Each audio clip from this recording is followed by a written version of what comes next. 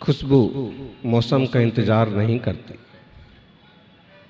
रात दिन का इंतजार नहीं करती।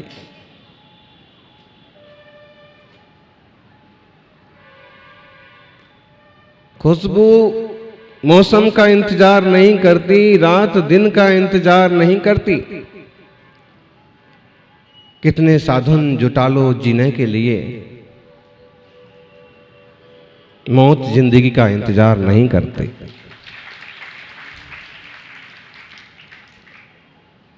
फूलों को जब महकना होता है महकते हैं, खुशबू बांटते हैं, खुशबू फैलाते हैं। इंतजार नहीं करते हैं कि अमुक मौसम आएगा तो ही खुशबू लुटाएंगे। और रात भी दिन का इंतजार नहीं करती, क्योंकि एक क्रम है कि रात आएगी तो दिन भी आएगा, और दिन आएगा तो रात भी आएगी। और आते जाते दिन रात एक बात सिखाते हैं कि दुख आएगा तो सुख भी आएगा, सुख आएगा तो दुख भी आएगा। अंधेरा होगा तो उजाला भी होगा, और उजाला आया है तो कभी अंधेरा भी होगा। तुम संसारी हो, तुम सिद्ध नहीं हो, और जहां तक तुम संसारी हो वहां तक तुम्हारे सामने ही होने वाला है। उनकी बात अलग है कि जो सिद्ध हो गए उनका जीवन उजाला ही उजाला है। वहां सूरज अस्त नहीं होता है, वहां सूरज डूबता नहीं है, वहां ज्ञान का सूरज हमेशा केवल ज्योति के साथ प्रकाशमान है।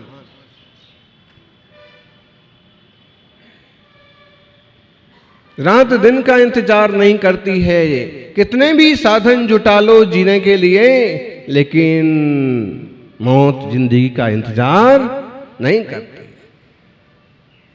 आपकी कल्पनाएं होंगी, लोगों की कल्पनाएं होंगी, इतना जिएंगे। विज्ञान बहुत जबरदस्त रिसर्च पर लगा हुआ है कि इंसान की उम्र कैसे बढ़ेगी, इंसान अमर कैसे हो जाएगा, और ऐसे कौन से उपयोग और प्रयोग किए जाएंगे कि इंसान बूढ़ा ना हो। रिसर्च करने वाले रिसर्च करते करते खूब बूढ़े हो गए, और उनमें से कुछ मर भी गए, लेकिन रिसर्च आज भी चालू है, जारी है। और ऐसे कितने लोग आएंगे चले जाएंगे।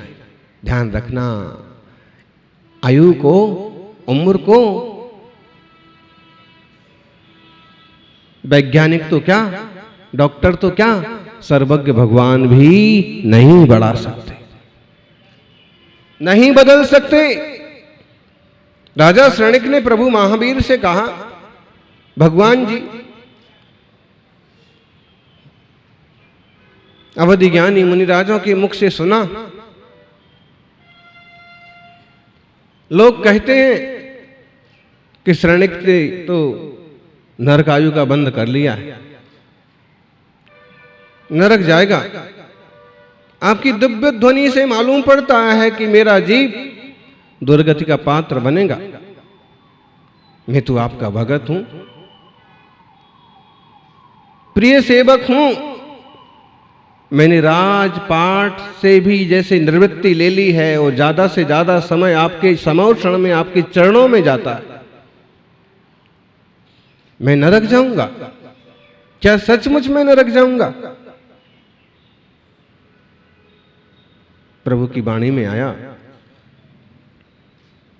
कि जब इंसान कर्म करता है तो हंसते हंसते करता है, नादानी में करता है, अविवेक में करता है, मस्ती में करता है। और जब कर्म करता है तब वह आगे पीछे कुछ नहीं सोचता है। जब उदय की बात आती है तो फिर पूछता है, फिर रोता है कि ऐसा होगा? बिल्कुल होगा। तुम याद करो, कभी ध्यान में बैठे हुए यशोधर मुनिराज के गले में सर्प डाल दिया था, कुत्ते छोड़ दिए थे, बोलो मुनि का क्या दोष था? राजा ने कहा, उनका कोई दोष नहीं था। उस समय तो मैं ही मूर्ख था, मैं बेवकूफ था, मैंने मुनि की महिमा को नहीं समझा, मैंने संयमी की कीमत को नहीं समझा। मैंने अपनी उद्धतता में आकर के, अहंकार में आकर के, गुरूर में आकर के, चेलना के गुरु का अपमान करने के लिए उन गुरु का अपमान कर दिया जिन गुरु की पूजा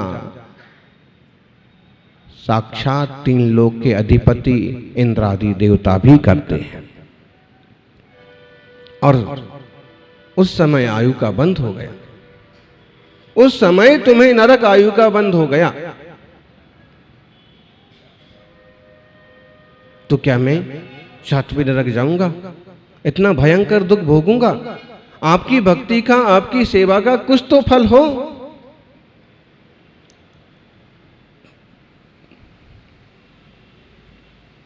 प्रभु ने कहा कि फल तो जरूर होगा, निष्फल कुछ नहीं होता। लेकिन एक ध्यान रखो, अन्य क्षेत्रे कृतं पापम धर्म क्षेत्रे विनश्यति। धर्म क्षेत्रे कृतं पापम वज्रलेपो भविष्यति। कि जो जिन वाणी के अनुकूल नहीं है क्रियाएं फिर भी करते। रात्रि भोज की बात सुन रहे थे आप? जो लोग नहीं समझते हैं वे रात में भोजन करें और कराएं। एक बात ठीक है कि उन्हें वैसा कोई संदेश नहीं मिला है और ऐसा उन्हें कोई ज्ञान नहीं है। वैदिक परंपरा में, वैष्णव परंपरा में भी ढेरों ऐसे लोग हैं कि चतुर्मास में रात में भोजन नहीं करते हैं। कुछ ऐसे भी मिल जाएंगे कि कभी रात में भोजन नहीं करते। जैनों में बहुत लोग ऐसे मिलेंगे कि रात में भोजन नहीं करने के संकल्प हैं, रहे हैं।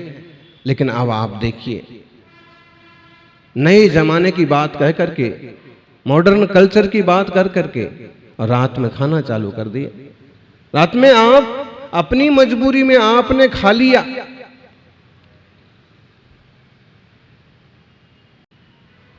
वो आपकी मजबूरी हो सकती है, उसमें कम दोष लगेगा। क्यों? क्योंकि आप रात में भोजन करते करते भी मालूम है मजबूरी में खाना पड़ रहा है, दुकान दूर है, करने वाला अकेला हूं।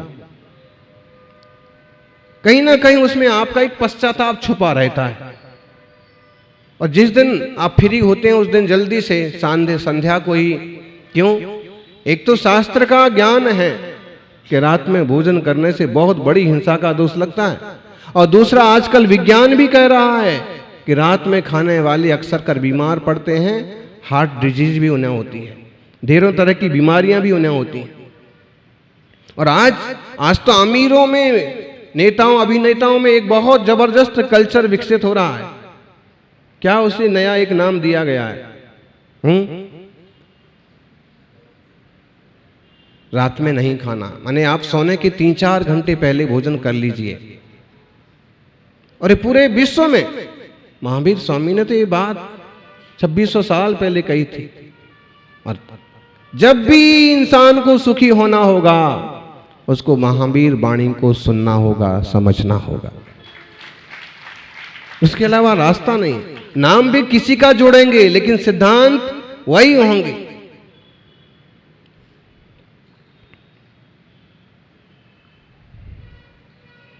सापेक्षतावाद का सिद्धांत किसकी देन है?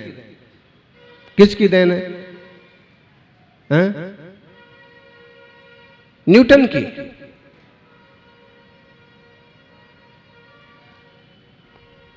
आइंस्टाइन की देन है। अमुक चीज आइंस्टाइन की देन। वास्तव में सापेक्षतावाद, स्यादवाद का सिद्धांत महावीर वाणी में पहले से है।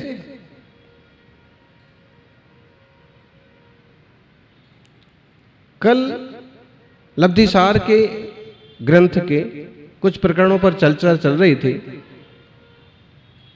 वहां बैठे हुए विद्वानों ने बताया और अनुभव में भी आया कि पाइथागोरस का प्रमेय किसने विकसित किया, गणित का अमुक सिद्धांत किसने विकसित किया, शून्य का आविष्कार किसने किया, शून्य की उपयोगिता किसने बताई। लोग इतना जानते हैं कि कोई आर्यभट्ट, कोई ब्रह्मभट्ट हुए हैं और उन्होंने वास्तव में वो 5वीं 6वीं शताब्दी में उसका आविष्कार नहीं हुआ। तिलोय पंडिती की रचना कब हुई थी जी? बोलो ज्ञानी, इतना तो मालूम होगा। तिलोय पंडिती शास्त्र का नाम किस किसने सुना है? जय हो। कम से कम इस महान ग्रंथ का नाम तो सुना। ऐसी सठखंडागम का नाम आप बहुत लोगों ने सुना, क्योंकि जब भी बात आती है नमोकार मंत्र सबसे पहले कहाँ पर लिखा हुआ है, किसने लिखा है, तो नाम आता है।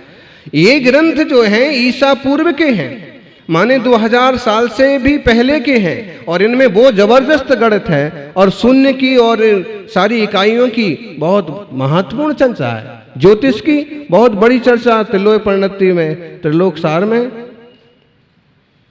गणित सार संग्रह बहुत महान गणित का एक स्वतंत्र ग्रंथ है महावीर आचार्य का, महावीर स्वामी का नहीं। महावीर स्वामी से 1000 साल बाद हुए एक बहुत बड़े गणित के आचार्य। लेकिन हमारा जो ये महान तत्व है, साहित्य है, शास्त्र है, दिव्य ध्वनि है, वो आज भी जैसे छुपी हुई है। किसी ने चुरा करके उस पर अपना सील लगा दी, मोहर लगा दी, उस नाम से चल गया, और नहीं तो जो छुपा हुआ है छुपा हुआ है। बहुत महान दर्शन के वारिस हैं हम सब, बहुत महान परंपरा के वारिसदार हैं, बस हमको ही पता नहीं है। हम अपने आचार विचार पर मजबूती से डटे रहें। ये बातें कल जब विज्ञान सिद्ध कर देगा तो आप गौरव के साथ, गुरूर के साथ कहोगे कि ये बातें तो हमारे यहाँ बरसों से चल रही हैं और मैं आज भी कर रहा हूं, और ये निश्चित है कल ये सिद्ध होगा। जो जो सिद्ध होता जाता है, पानी छान के पियो। लोगों ने मशीनें बना ली, आरो मारो, आरो में जीवों को मारो, और क्या होता है? अरे भाई, गलने से पानी छालने में दया है, करुणा है कि ये जीव हम सुरक्षित पानी में ही छोड़ देते हैं। आरो में तो मारो है, गीजर में दया है। और पहले दादी नानी पानी गर्म करती थी छान करके, बस। जिन धर्म विज्ञान के साथ साथ अहिंसा और दया को साथ में लेके चलता है, जिन धर्म सिर्फ विज्ञान नहीं है, ये वीतराग विज्ञान है, जिसमें दया भी है, अहिंसा भी है, करुणा भी है। ऐसा है संपूर्ण ज्ञानमय, केवल ज्ञानमय जिन दर्शन सदैव जीवंत रहे, ऐसी मंगल प्रार्थना है। सौभाग्यशालियों,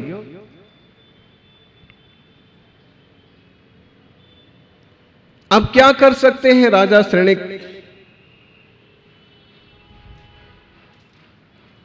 उन्होंने कहा कोई उपाय है? अर्धमागधी साहित्य में आता है कि फिर पूछा भगवान कोई उपाय है कि इतनी भी आयु ना भोगना पड़े? तो उन्होंने कहा कोई उपाय नहीं है, आप तो सर्वज्ञ हैं, सर्वशक्तिमान हैं, आप तो कोई उपाय जरूर बताइए, कृपा कीजिए। तो कहते हैं कि हे श्रेणिक, इस नगर में जो नगर सेठ हैं वो रोज सामायिक करते हैं। अगर तुम एक सामायिक उनसे ले लो, उनसे जाकर के एक सामायिक ले लो, तो तुम्हारा ये दुख भी मिट जाएगा। समझना, ये मूल साहित्य में, दिगंबर साहित्य में नहीं है। एक घटना से अपन रूपक भी कह सकते हैं। कहते हैं राजा श्रेणिक राज दरबार में पहुंचे, उन्होंने मालूम किया कि हाँ नगर सेठ रोज सामायिक करते हैं। उन्होंने अपने सिपाहियों को, मंत्रियों को, लोगों को भेजा कि जाओ मालूम करो और एक सामायिक लेके आओ। अगर सामायिक मिल जाएगी तो मैं इस बंधन से मुक्त हो जाऊंगा। मंत्री गए, सैनिक गए, सबने खूब आग्रह किया, लेकिन उन्होंने कहा, समझाया कि भाई सामायिक कोई लेने देने की चीज नहीं होती है। तो राजा श्रेणिक ने कहा कि जाओ मालूम करो कितना रुपया लेंगे। तो मंत्रियों ने आके बताया कि आप कितना रुपया देंगे? जितना रुपया अपने राजकोष में नहीं है, उससे ज्यादा रुपया तो उनके यहां भरा पड़ा है। फिर भी पूछ के आओ कितने गांव लेंगे। तो सेठ जी ने कहा कि सामायिक और ध्यान के लिए कोई गांव में सौदा नहीं होता है कि मैं तुम्हें एक सामायिक 1 घंटे का ध्यान बेच दूं और तुम मुझे इतने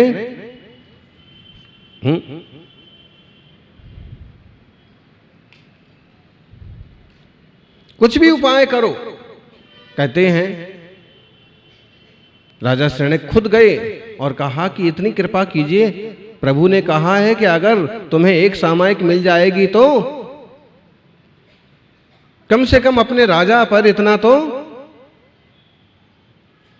करुणा करो। कहते हैं धर्मात्मा सेठ ने समझाया, हे राजन, ये सारी संपत्तियां जड़ हैं और मैं इन संपत्तियों से तो ठीक, देह से भी अपनी आत्मा को भिन्न महसूस करता हूं। ये कोई पुण्य का विपाक है कि इसे भोगना पड़ता है।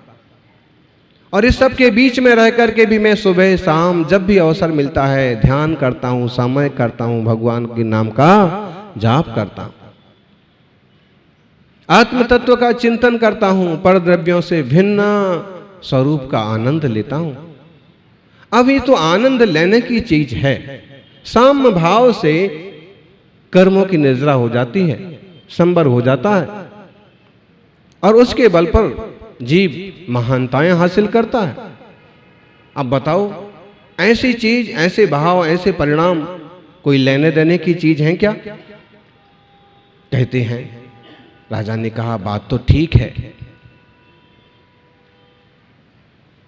इसमें कैसे लेना देना हो सकता है? बात वहीं की वहीं रह गई और उनको अपनी पर्याय भोगने के लिए जाना पड़ा। यानियों, इस जीवन में सावधानी बरतना बहुत जरूरी है। क्यों लोग नहीं लेते हैं सौभाग्य के अवसर? सौभाग्य पुकार रहा है और फिर भी वो दूसरी दिशा में भागे जा रहे हैं। जिन श्रावकों ने बहुत ज्यादा मेहनत करके, कोशिश करके मुनि संघ की दिशा बदली और इस तरफ मुनि संघ को लेके आए, उनके भाव देखिए। उसके बाद भी जिन श्रावकों ने इतने बड़े बड़े प्रबंध किए कि आप सब यहाँ बैठिए, आप सब का घर दूर है तो आप यहाँ भोजन कर लीजिए, आप यहाँ मंदिर में बैठ के सामायिक कर लीजिए। अब इतना सब कुछ प्रबंध एक तरह से देखा जाए तो धर्मात्मा जीवों ने कर लिए और तुम आकर के सिर्फ वहां बैठ करके धर्म लाभ ना ले पाओ तो इससे बड़ा दुर्भाग्य क्या होगा? ढेर सारा धन खर्च करके भी कोई किसी से टिकट नहीं वसूला जा रहा।